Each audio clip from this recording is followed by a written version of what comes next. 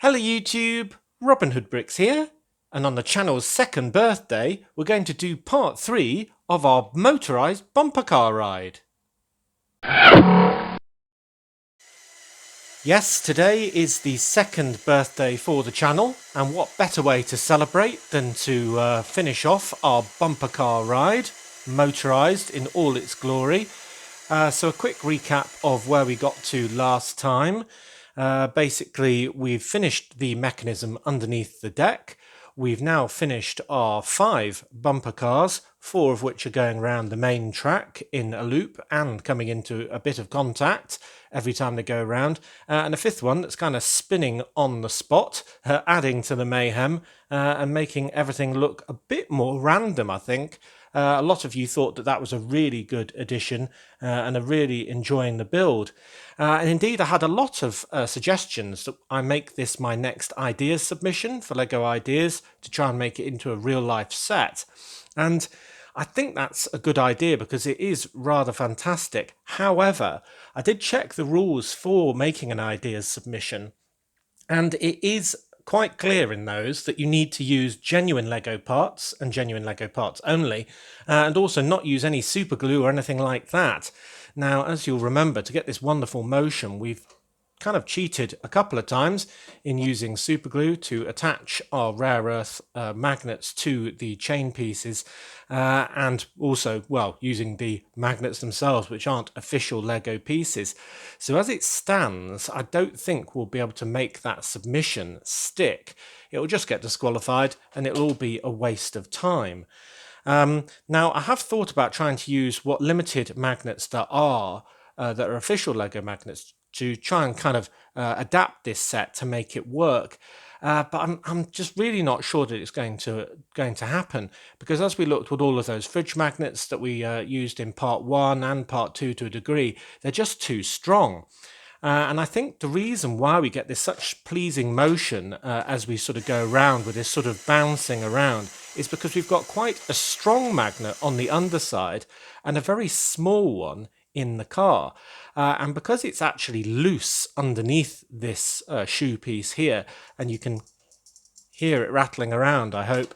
The fact that it's loose means that it does get sort of pulled to one side and pulled to the other side. And I think that is why we get this sort of almost sort of jaunty motion when they go around corners and so on, because that magnet's actually moving within the piece. So I think if we did use a pair of these sort of train buffer magnets or something, not only would they be too strong and really grind around, but also we wouldn't get that sort of jaunty motion. So I haven't given up yet, but I do think that that an ideas submission isn't as easy as perhaps it would sound. Add to the fact that the reason why GBC isn't doing too well, I don't think, is because it's very hard to get motion into the pictures that the ideas submission requires. They need landscape pictures, which would be fine for this, but not so good for a tall building last time. And you can't submit any GIF images which should have motion in them. You can do animated PNG images, which is exactly what I did, and then Lego helpfully convert them into WebP images, and all the motion is lost. Though some people manage to get theirs through, and I completely haven't worked that out. I spent a lot of time doing my images for the GBC, and now they just look completely still, completely boring, and I think that's why it hasn't really taken off.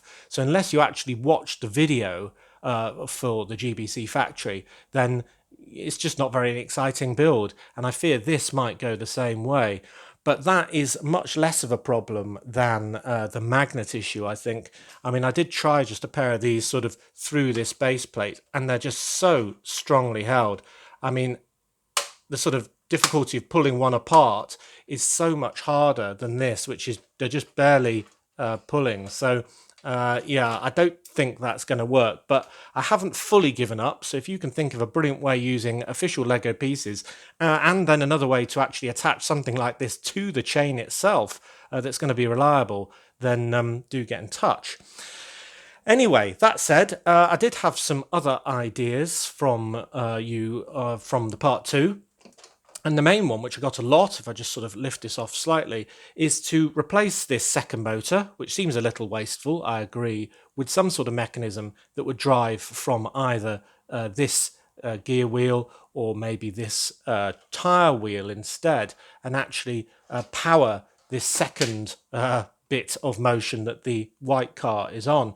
Now that's quite easy. I could put a second gear on the same axle as this, sort of about this height, and have it linked to a similar sort of setup here, but this is how much chain I have left, so it's, well, not enough, so I can't do that today.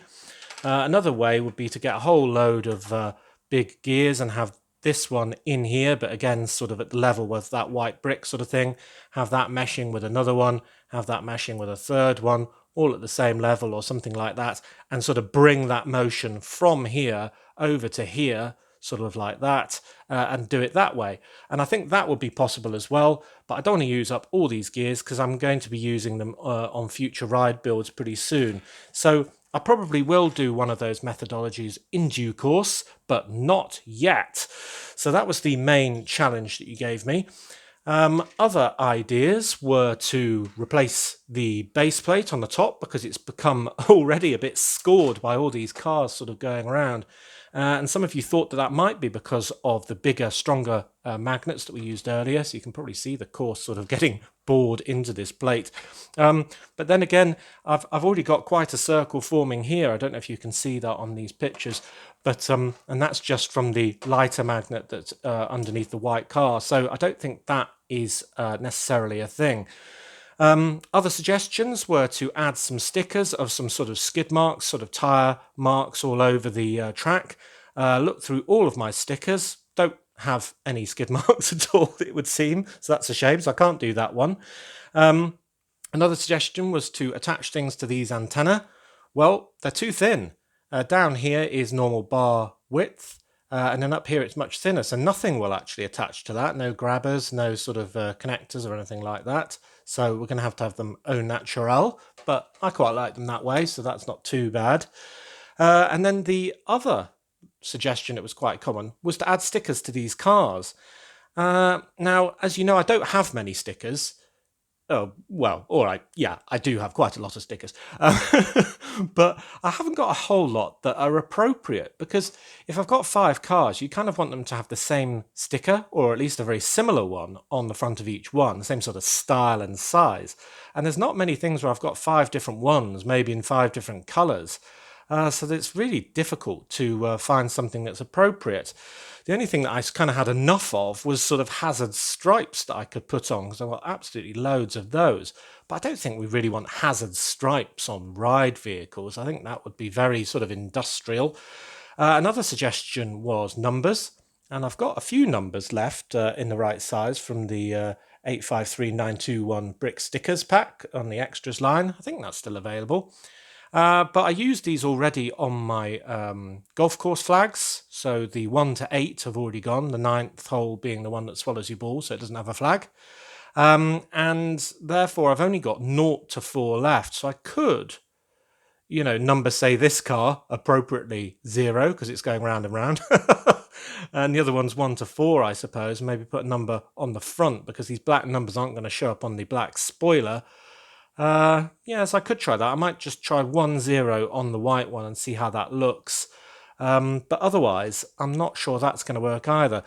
And apart from that, I turned a few hands and a few heads, so I'll give you all a collective bedoing for the small amount of changes that I've made. But then on to the build for today. So the first thing I want to do is kind of continue this frame that's kind of holding the track in place to the corners as well, because these corners technically are sort of flapping around a little bit. So I want to hold those firmly in place. And then I can kind of have a rim, which I've been using these tires temporarily for, kind of like that, but have that going all the way around the outside. And I'll probably add a bit of colour rather than just having it all in red. And then that will hold everything in place and hold in place our entire ground level, of course, that will mesh with the rest of my fairground. So that's where I'm going to start today's build, and then we can build up from there. Right, so as you can see, I have added the numbers to the front of all these cars, including the 0 onto the white one who's going round and round in circles. And I'm not sure if I prefer it or not, but I'm willing to give it a chance and let it see if it grows on me. But I did quite like them with just the bare colours, but I suppose it is more realistic. So yeah, I'll give you all a bedoying for that. But now onto the corners, which I'm going to be kind of pinning everything that needs to be pinned in and everything that needs to be held up. So I'll remove this sort of small illustrative section I had in already and bring in a much bigger section of bright green base plate, or rather bright green plate in this case, that's going to be acting as my ground level. So I'll be doing this on all of the sides, of course, and then I can basically pin it as it was pinned before, kind of like that there and like that there. And that means that when we've got tiles sort of here like we've been having them before, everything will be rock solid. So I just need another setup for the corner, which is very similar. Now this one just uses horrible different colours altogether, rainbow brick basically, just because I need to use the most useless pieces that I've got in my collection available. And also, instead of having plates on this very top bit, it's actually got tiles, and that's just because of this studded area on the corner of the base plate, of course.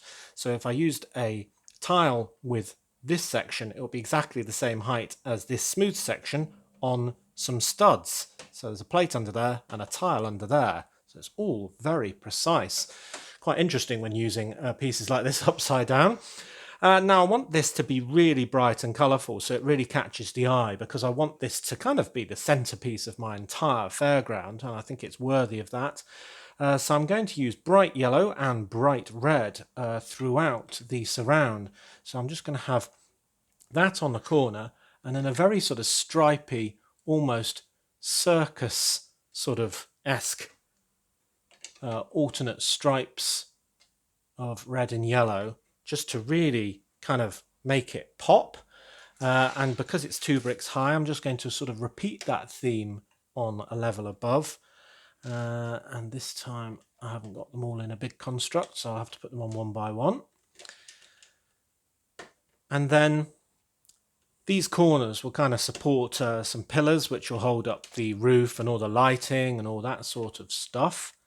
And then we'll have steps onto the ride in between the corners, kind of on the straight bits of all 4 sides. So it really is one of those rides that can be put pretty much anywhere in the fairground, because it will have access from absolutely all angles and you'll kind of be able to see through it. So all of what I'm building now, I really want to be very sort of low in height, so we can, and very sort of low impact as well, so we can see what is the star of the show, which obviously is all these moving vehicles. So basically I can start to tile the edge like this with alternating yellow and red 2x2s, and that'll mean this thing is incredibly firmly held. I mean, you can see already it is not moving a bit, and the spacing's all perfect. So that is actually a genuine sort of build technique, if you will.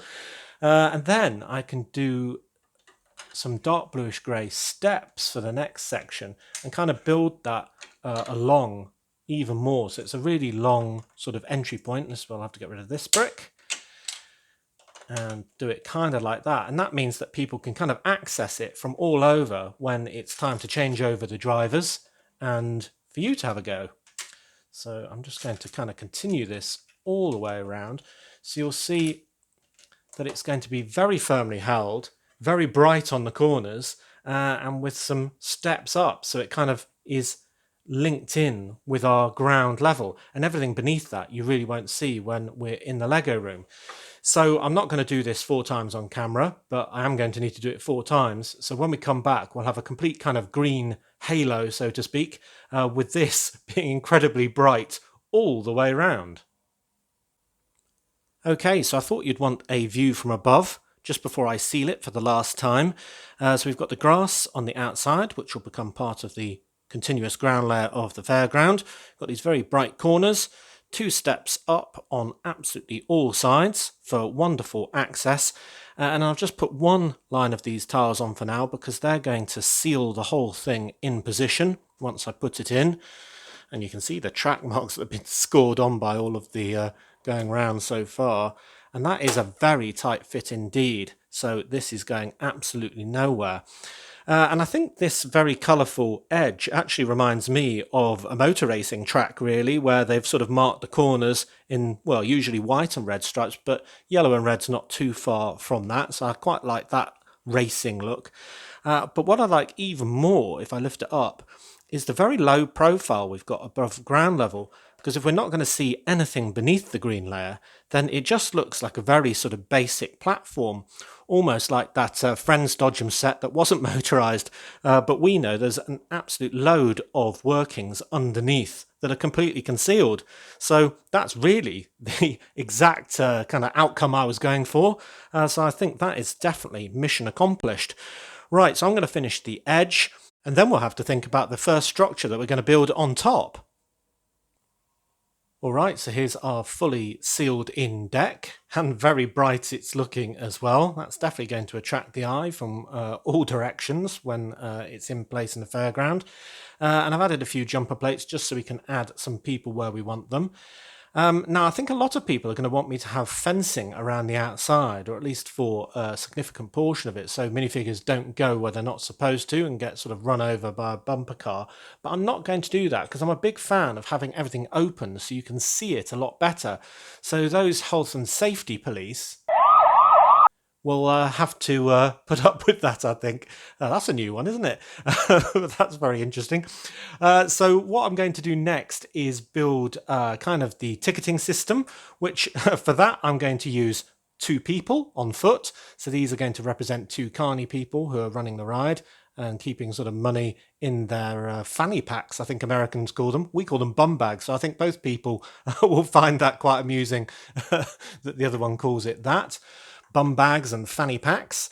But there we go. So I'm just going to have them sort of going around, and they kind of leap on the back of the cars as they're going around and sort of steer things and so on. But the main booth, therefore, for the playing of the music that's going to be sort of coordinated with all the lights and the flashing and the goings on, can support my wonderful Dodgems sign from the friend set 41133 amusement park bumper cars. And that I thought I'd do in the same bright colour scheme of the rest of the surrounds. We've got a nice red and yellow stripe here, more of the red and yellow stripes up here, and then I've got some kind of loud hailer type pieces on the top there, and some speakers that I can kind of angle, because I always think they have massive speakers everywhere, and that's got a door on the back for access for the DJ, and I kind of thought I'd have that perched on one of the flat sides like that. Now I'm going to have to build that in a bit because at the moment you can imagine it's sort of overhanging these steps, and I thought that's where I'd build the concealed button for our power switch, because I've already concealed a few of these battery boxes in caravans and camper vans and so on around my fairground, but I want to have a dedicated switch for this ride, and it might be that I attach other motors to it in due course as well, but the button itself will be concealed within this sort of sub build. So that's what I'm going to do next. But before I do, we need to unveil the DJ. And who is absolutely popular with the kids right now? Absolutely cool. The coolest guy in town. Well, of course, it is the Party Llama from the video line from 43105, the Party Llama beatbox. So I didn't have a use for this guy, as you can imagine. So this seems a very valid place for him to go. So I'll take off his roller skates. I don't know if he wants to keep his maracas or not. He's the sort of balmy guy who might actually keep them. So maybe I'll have him sort of with them in shaking sort of pose. Yeah, because we don't want some sort of carny in a very cheap animal suit, do we? We want to have a literal superstar who is this guy. So this is probably going to be quite hard. I'll probably take the roof off just to get this guy in a bit more easily. Something like that. And he's got his microphone so he can listen to the sound of his own voice, which I'm sure he's very fond of. And also be shouting out every time he starts playing a different tune. So let's see if I can get that back in. Oh, he's lost. Oh, it's only the microphone. I can put that back on quite easily. It's just held on with a little stand made of a skeleton's foot. And there we are. Look at that cool cat. Or cool llama, realistically. Anyway, there we go. So I'm going to put that there. where I think he looks very appropriate. I can even put my Dodgems back. Can't find where that one's supposed to clip on. Can't find where any of them are supposed to clip on at the moment.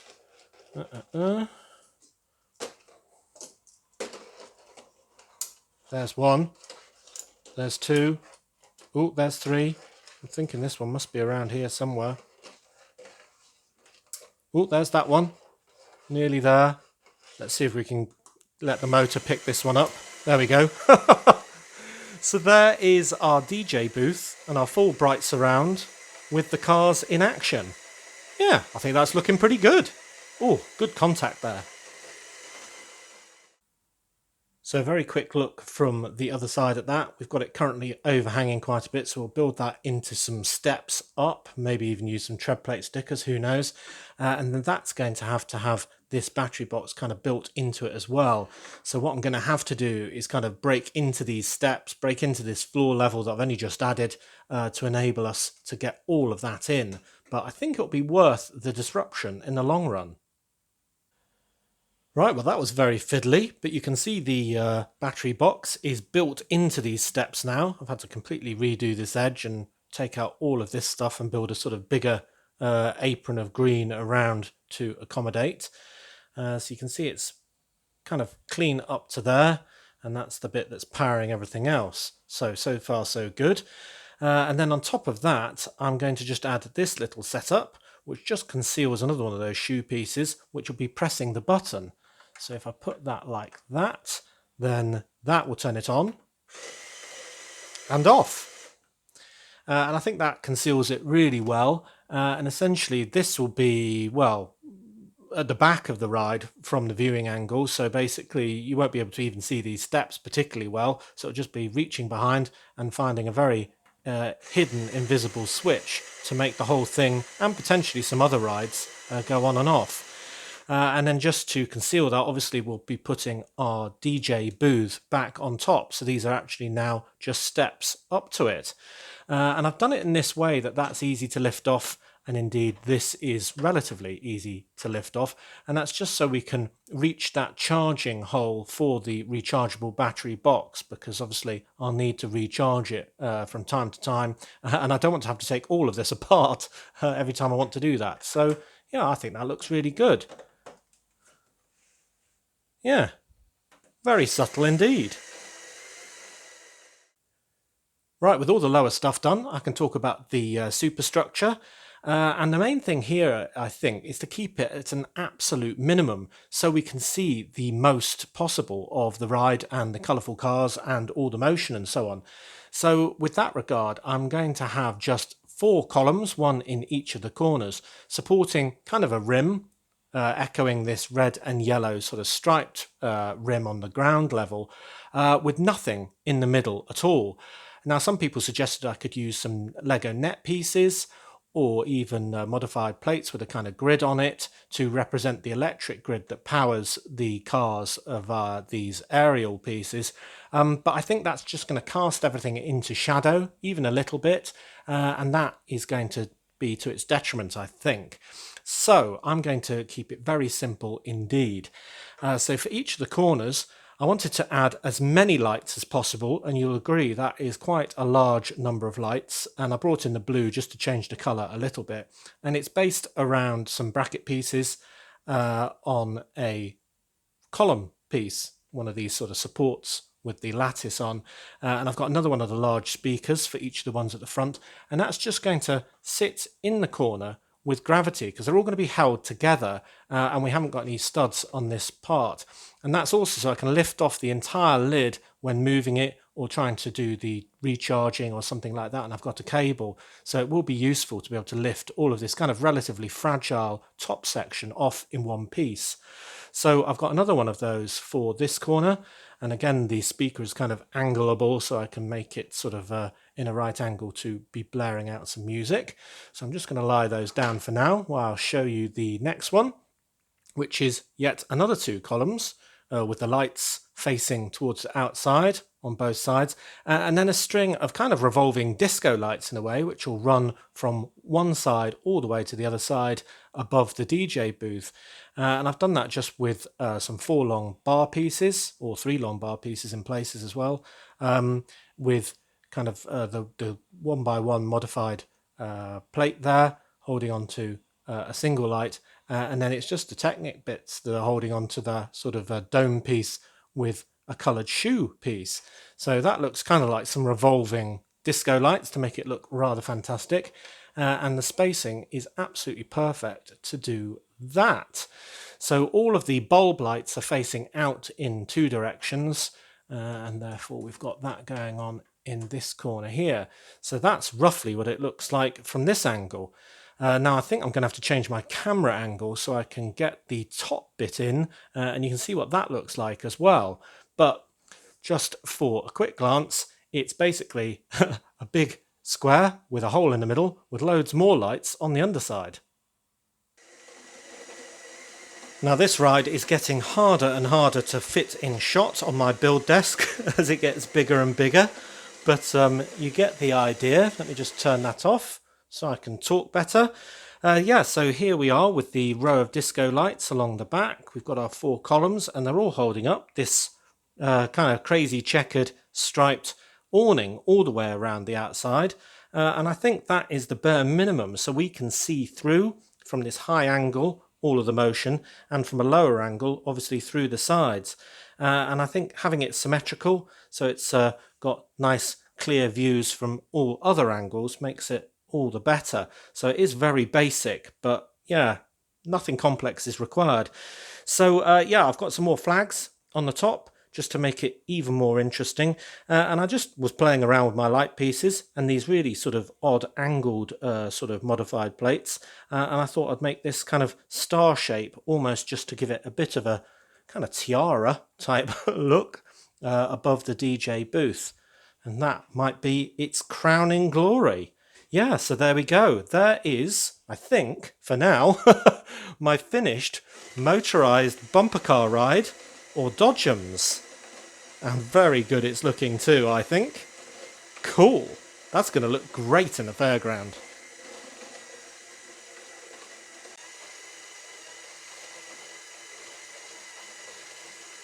And here we are from a lower angle with everything in place. I think it's looking pretty good.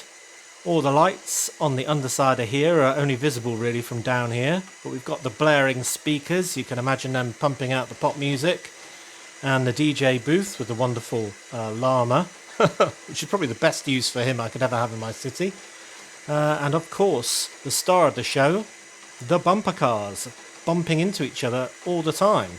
Yeah, I like it a lot. But as always, do tell me what you think. Do tell me if you've spotted anything I've done wrong, or if you can think of any improvements. I think the DJ booth looks really good, and I'm really proud of the hidden switch in that as well, so it just shows I can put my battery boxes in pretty much anything. Alright, so here we are in the fairground, and there is the bumper cars, front and centre, pride of place. Now I won't fully put it in position today, just because I want to get all these rides done, so I can kind of arrange them in the best possible order, because it's going to be very difficult to get them all to fit. But to give you an idea of what it might look like, we can kind of just drag this whole setup kind of up close to where we've done with the carousel, and then maybe we could even put this hooker duck ride temporarily sort of in that gap there. It's not going to perfectly fit because it's on a plate already, but you start to get the idea of how all these rides are going to fit together, and maybe these are a bit too far apart, or maybe we need some smaller stalls in that section, but it's going to be an unbroken green layer with all of these rides on, and I think you'll agree that this one is just great. I mean, it fits in so well, and with that motion really works. Let's turn on these other rides that we've got currently wired up, and you can hear the full cacophony of the Ferris wheel, the carousel, the bumper car, and the hooker duck going around in there. But yeah, it definitely fits in well. This is going to be a wonderful, if noisy, area. And what have we got else? We've got 1, 2, 3, 4, 5, 6, 7 more rides already. So yeah, it's going to get crazy in these parts. But I think the simple frame that I did today, which is very basic, is right. Because I just love this view from above. And that's pretty much what you see as a human being standing in the standing hole. As well as this, which we'll see probably from a further away angle of the other standing hole in the city. So I think that is about right. And I definitely don't want any other tall rides in front of this one, sort of blocking our view. So yeah, I think the scale's right as well. It's very sort of equivalent size to one of these bigger rides. Obviously the roller coaster is a bit bigger than everything else. But it's definitely not lost in all of the mix, and that is a really important thing as well. Yeah, I'm very happy with that. A lot of people have said it's my best build, and they may well be right. It's definitely one of the most fun. There we go. So as always, thank you very much for watching. It is appreciated. Do remember to like, comment and subscribe for more awesome LEGO videos. And if you value this channel, there are many ways in which you can support it. Do check out the links in the description below. And next time on Robin Hood Bricks, I'm definitely going to take a break from the fairground, and I'm probably going to do a building in one of the sort of slots either side of the GBC build over there, I think, just to try and finish up another section of the city. But having said that, I don't want it too tall because I don't want to block our view that we're currently enjoying. But whatever we get up to, I'm sure it'll be great fun. So until then, see you